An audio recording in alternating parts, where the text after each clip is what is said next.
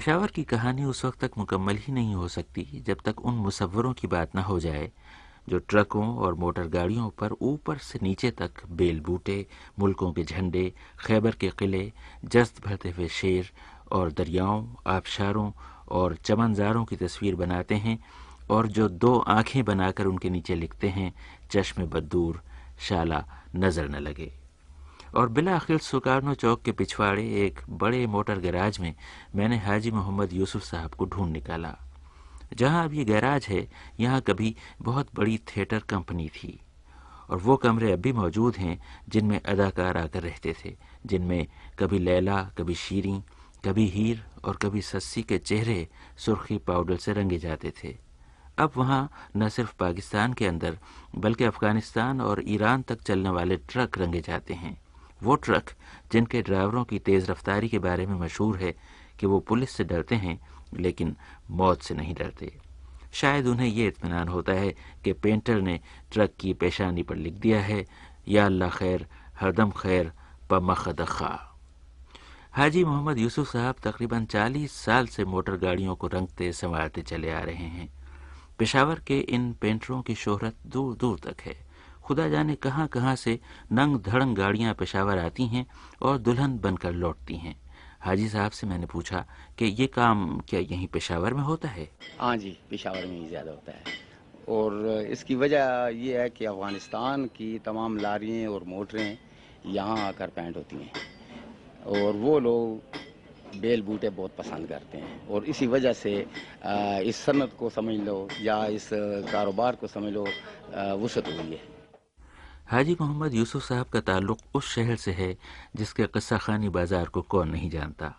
उन्होंने एक मोटर गाड़ी के रंगे जाने का बहुत दिलचस्प किस्सा सुनाया, वहीं अपने मोटर गैराज में। एक जर्मन जोड़ा था, मियाँ बीवी, तो उन्होंने इतनी अच्छी सफ़ेद गाड़ी लाई। तो वो पहले ईरान के रास्ते से आ रहे थे, तो ईरान में उन्होंने काबुल की गाड़ियाँ देखी जिसके ऊपर बेल बूटे बने हुए थे। तो ईरान वहाँ से उन्होंने पूछा कि ये बेल बूटे आपने कहाँ से बनाया है? तो ईरान में उन्हें बताया गया कि ये गाड़ी अफ़गानिस्तान की है और अफ़गानिस्तान वालों ने बनाया है। फिर वो अफ़गानिस्तान आए, वहाँ भी उन्होंने पूछा तो उन्हें ये बताया गया कि ये पेशावर में बेल बूटे बनते हैं। तो फिर वो पेशावर आए यहाँ, तो इधर उन्होंने हमें वो गाड़ी ला दी। तो हमारे सदर में कारखाना है लाला खैर मोहम्मद का, तो उससे राब्ता कायम उन्होंने किया कि हमारी गाड़ी पर कोई बेल बूटे बना दे। बहरहाल हमारे वो पेंट चले गए वहाँ, तो उसके ऊपर उन्होंने इतनी अच्छी गाड़ी थी और उसके ऊपर कहीं फूल, कहीं मुर्ग, कहीं वो मोर, तितर, वो चश्मे, वो आंखें बनाते हैं और आंखें के नीचे लिखते हैं चश्मे बद दूर और चश्मे बदलान तो पमखा खाओ। तो इस गाड़ी को उन्होंने बेल बूटे बना कर बेड़ा कर दिया और वो बहुत खुश हो रहे थे कि ये हमने बहुत कमाल की चीज़ बनाई है। वो खुशी खुशी अपनी सफ़ेद फोक्सवैगन वापस जर्मनी ले गए। खूब तमाशा रहा होगा उसका बाद में। मैं हाजी मोहम्मद यूसुफ साहब के बाल बच्चों से मिलना चाहता था। इस तारीखी शहर की कदीम और पुरपेच गलियों के अंदर मकानों में अब लोग कैसे रहते हैं, मुझे ये देखने का इश्तियाक था। चौक शादी पीर का इलाका ज़रा बुलंदी पर था। महल्ले ऊंचे टीलों पर आबाद थे, मगर इस बुलंदी और इन टीलों के नीचे चट्टानें नहीं, पुराना शहर पेशावर तह बतह दफन था। अलबत्ता मेरे सामने हर तरफ मुगलों और दुर्रानियों के ज़माने की सुर्ख ईंटों की इमारतें थीं। भारी भरकम चौबी दरवाजे थे जिनमें सैकड़ों मेखें गड़ी थीं और सेरों वजनी जंजीरें पड़ी थीं। ये सारे जतन कुछ तो इसलिए थे कि बाहर का आदमी अंदर ना आ जाए, और शायद इससे भी ज़्यादा इसलिए थे कि अंदर का आदमी बाहर ना चला जाए। हर दरवाजे के ऊपर मेहराबें थीं, हर मेहराब के ऊपर झरोका था। दस्तक नीचे दरवाजे पर दी जाती थी और जवाब ऊपर झरोके से मिलता था, कौन है? 2-3 गलत दरवाजे खटखटाने के बाद मैं हाजी साहब का मकान तलाश करने में कामयाब हो गया। फीलबानों की इस पुरानी बस्ती में उनका मकान नया था। अभी प्लास्टर और वार्निश का नयापन हवा में रचा बसा था। रोशन कमरे, अच्छे फर्श, आरायशी छतें, बिजली के पंखे, गैस के हीटर, रेडियो, टेलीविजन, रेफ्रिजरेटर साफ कह रहे थे कि आज के नए शहर पुराने शहरों के ऊपर नहीं बल्कि उनके अंदर आबाद हुआ करते हैं। मैं पहुंचा तो हाजी साहब का पूरा कुनबा खैर मकदम के लिए निकल आया। उनकी खुश लिबास और खुश सलीका अहलिया, वैसा ही होनहार और खुश शक्ल जवान बेटा मोहम्मद इदरीस और 2 बेटियां के जिहानत जिनके चेहरे बुशरे से टपकी पड़ती थी। पूरी फजा गर्मजोशी से भर गई। सबकी खुशी का एहसास इस बात से होता था कि सब बैक वक्त बोल रहे थे। हाजी साहब की बड़ी बेटी ने आला तालीम मुकम्मल कर ली थी और वो बच्चों के एक अच्छे स्कूल में अंग्रेजी की मुअल्लिमा थी। छोटी बेटी इस्लामियात में एमए कर रही थी। इस पूरे इलाके में आला तालीम पाने वाली ये पहली लड़कियां हैं, हाजी साहब मुझे बता रहे थे। जब ये तालीम पा रही थीं तो सब मुखालिफ थे। अब एक एक करके हर घर की लड़कियां पढ़ने जा रही हैं। वक्त बदल रहा था, लोग भी बदल रहे थे। हाजी साहब के बेटे मोहम्मद इदरीस ने इंटरमीडिएट तक तालीम पाई थी और इसी दौरान उन्होंने खरात का काम भी सीख लिया था। एक तालीम याफ्ता और जिम्मेदार मर्द की हैसियत से घर की जिम्मेदारियों में हाथ बटाने के लिए इदरीस ने जीटी रोड पर लेथ मशीन यानी खरात का वर्कशॉप खोल लिया था। अगली सुबह हम इदरीस का वर्कशॉप देखने गए। वो अपनी मशीन पर काम में मसरूफ थे। मैंने इदरीस से पूछा कि आपकी बहनों ने तो आला तालीम पा ली, आपने ये वर्कशॉप खोलने के लिए इंटर के बाद तालीम क्यों छोड़ दी? यहाँ तालीम का मेयार ही कोई इस किस्म का है कि हम अपनी तालीम जारी नहीं रख सके, इस वजह से मैंने ये काम सीख लिया है। ऐसा तो नहीं है कि आप ये समझते हो कि तालीम पाकर मुलाजमत करने में इतनी आमदनी और इतना फ़ायदा नहीं है जितना हाथ का काम करने में? नहीं, ये भी है, लेकिन तालीम का तो मकसद ये नहीं है कि इंसान तालीम हासिल करके ही कुछ पैसा कमाने के लिए तालीम हासिल करे, बल्कि मेरा ख्याल है कि तालीम हासिल करने से इंसान की वो जो है काबिलियत है वो और ज़्यादा आगे होती है, चाहे वो कोई भी काम करे। इस वजह से तालीम मैंने हासिल किया और ये काम भी मैंने इसी वजह से सीख लिया है कि तालीम की वजह से मैंने काम जल्दी सीखा। अच्छा, तालीम का तो आपको पता है कि ना कोई वक्त मुकर्रर होता है, ना कोई हद होती है, तो क्या ये मुमकिन है कि आप फिर कभी जब आपको मौका मिला तो अपनी तालीम और आगे बढ़ाएंगे? बिल्कुल, क्यों नहीं है तालीम के लिए कोई वक्त भी मुकर्रर नहीं है और ना कोई टाइम मुकर्रर है। शुक्रिया इदरीस साहब का, बहुत बहुत शुक्रिया। बहुत मेहरबानी।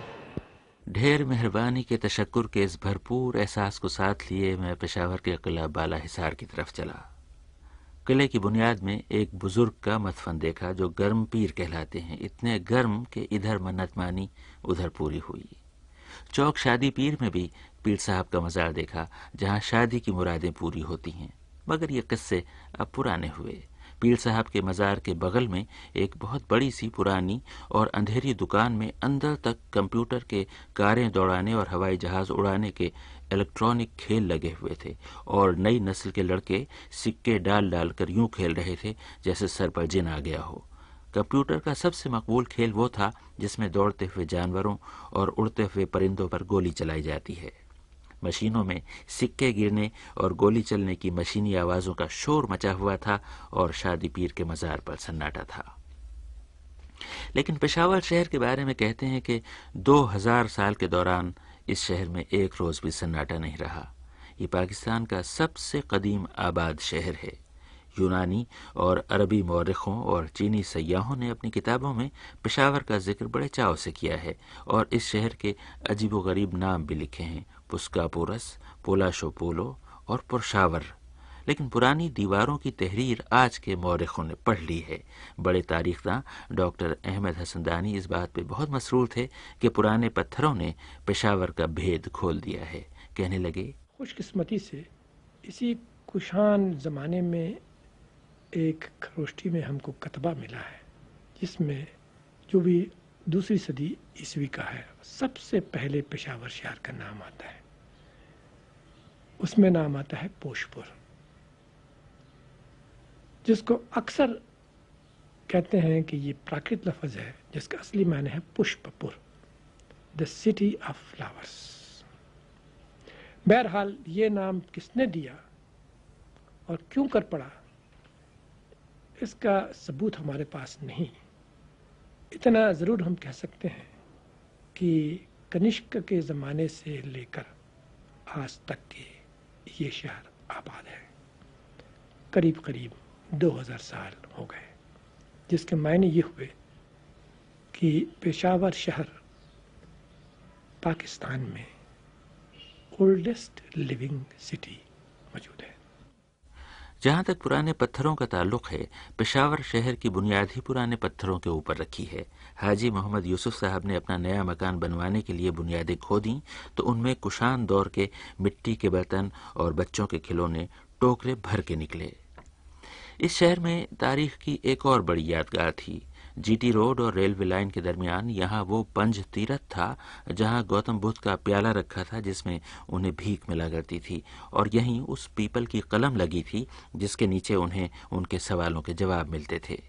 مجھ سے 1600 سال پہلے جب چینی سیاح فاہیان پشاور آیا تھا، ان دنوں پنج تیرتھ میں 700 بدھ بھکشو رہا کرتے تھے۔ وہ ہر دوپہر گوتم بدھ کا کشکول نکال کر اس میں بھیک مانگتے تھے اور شام کو اسے واپس رکھ دیتے تھے۔ وہ سب کبھی کا ختم ہوا۔ البتہ جرنیلی سڑک کے کنارے بالا حصار کا قلعہ اب تک سینہ تانے کھڑا ہے۔ شاید جتنا پرانا شہر پشاور ہے اتنا ہی قدیم یہ قلعہ ہے۔ کہتے ہیں کہ وادی پشاور کا جیسا نظارہ اس قلعے کے اوپر سے ہوتا ہے کہیں اور سے نہیں ہو سکتا، مگر صدیوں کی طرح آج بھی اس قلعے کے اندر فوج رہتی ہے۔ ہم اور آپ اس کے اوپر نہیں جا سکتے۔ پشاور کے قلعہ بالا حصار کے بارے میں دانی صاحب نے دلچسپ باتیں بتائیں۔ یہ پشاور قلعہ کئی دفعہ مسمار ہوا، پھر بنا، لیکن مغلوں نے اس کو چھوڑا نہیں، اور یہ ان کو ہمیں داد دینا چاہیے کہ پہلا راستہ خیبر کے ذریعے سے اکبر کے زمانے میں اس کے انجینئر نے بنایا تھا، اور پشاور کو یہ گرینڈ ٹرنک روڈ کو کابل تک اکبر کے زمانے میں بنا۔ پشاور کی تاریخ دلچسپ ہے، اور یوں دلچسپ ہے کہ یہ آنے والوں کی اور جانے والوں کی تاریخ ہے۔ کنشک آئے، کشان آئے، ساسانی آئے، ہن آئے، ترک اور ہندو آئے، مسلمان اور پھر مغل آئے، ان کے بعد درانی اور پھر سکھ آئے، وہ گئے تو انگریز آئے، اور بالآخر آزادی آئی۔ صدیوں تک پشاور بنتا رہا اور بگڑتا رہا۔ ہماری جی ٹی روڈ پر کہتے ہیں کہ وہاں کسی زمانے میں ایک عظیم الشان شالیمار باغ بھی تھا، اب نہیں ہے۔ ڈاکٹر دانی نے اس کے بارے میں بتایا۔ ایک چیز میں بتانا بھول گیا کہ شاہجہاں کے زمانے میں یہاں پر بھی شالیمار باغ بنا تھا، جس کو بعد میں کننگھم پارک اور اب جنا پارک کہتے ہیں یا شاہی باغ کہتے ہیں، جس کے درمیان سے اب یہ جی ٹی روڈ گزرتا ہے۔ یہ در حقیقت ایک شالیمار باغ تھا جس کے خوبصورت ذکر سب سے پہلا انگریز جو وہاں پہنچا اس نے بڑا اچھا خوبصورت ذکر اس شالی باغ کا کیا ہوا۔ 1810 میں وہ پہنچا تھا، جبکہ سکھوں کا قبضہ نہیں تھا، درانی کو قبضہ تھا وہاں پر، اور یہ شالیمار باغ یہاں سے قریب 2 میل تک پھیلا ہوا تھا۔ سکھوں نے جب 1823-24 میں اس پر قبضہ کیا، اس شالیمار باغ کو ختمہ کر دیا اور اس کا نام و نشان تک مٹ گیا، آج بھی وہاں نہیں ہے۔ پشاور کو اب دیکھیں تو یقین نہیں آتا کہ یہ کبھی پھولوں کا شہر رہا ہوگا۔ اب یہ مٹیالہ سا پتھریلا سا شہر ہے۔ انگریزوں نے اپنے کینٹونمنٹ کو خوب نکھارا تھا، وہ نکھار اب تک ہے، مگر پرانا شہر اور پرانا ہوتا جا رہا ہے۔ قدیم عمارتیں گر رہی ہیں، سیمنٹ کی اونچی اونچی عمارتیں بلند ہو رہی ہیں، اور کچھ روز کی بات ہے یہ شہر پہچانا بھی نہیں جائے گا۔ کچھ ایسی ہی بات اس روز ڈاکٹر دانی نے کہی۔ آپ بھی سنیے، اور رضا علی آبدی کو یہیں اجازت دیجیے۔ آج پشاور شہر بہت بدل گیا ہے۔ پہلے پشاور شہر ایک قلعے کے اندر موجود تھا، قلعے کی دیوار تھی۔ پشاور شہر کو کہہ سکتے ہیں کہ گھرا ہوا شہر تھا، اب پشاور شہر کھلا ہوا شہر ہے۔ ساری دیواریں، سارے دروازے توڑ دیے گئے ہیں، سارے جنگلات ختم ہو گئے ہیں، بلکہ جنگلات کی جگہ اب وہ کالے پہاڑ نظر آتے ہیں۔